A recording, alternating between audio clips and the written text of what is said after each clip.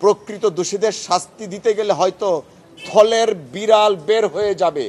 যে কারণে শেখ হাসিনা তার রাজনৈতিক উদ্দেশ্য এবং প্রতিহিংসার হিসাবে জনাব তারেক রহমান সাহেবকে এই মামলায় অন্তর্ভুক্ত করলেন শুধুমাত্র রাজনৈতিক কারণে। প্রকারান্তরে শেখ হাসিনা নিজেই চায়নি আইবি রহমান সহ 24 জনের বিচারটা হোক, যে কারণে তিনি রাজনৈতিক প্রলেপ দিলেন, দিয়ে আমাদের আইন শৃঙ্খলা রক্ষাকারী বাহিনী তথা যে সাংগঠনিক কাঠামো আছে সেই কাঠামোটা ভেঙে দিয়েছেন, যেটা আজকে শিশির মনির সাহেব তার সাবমিশনে বলেছেন। আমরা প্রত্যাশা করছি আমরা ন্যায় বিচার পাব। জনাব তারেক রহমান সাহেবকে এই মামলায় রাজনৈতিক উদ্দেশ্য প্রণোদিত হয়ে প্রতিহিংসা বশবর্তী হয়ে শেখ হাসিনার ইচ্ছায় এই মামলায় জড়িত করা হয়েছে। মহামান্য হাইকোর্ট বিভাগ তাকে খালাস দিয়েছেন।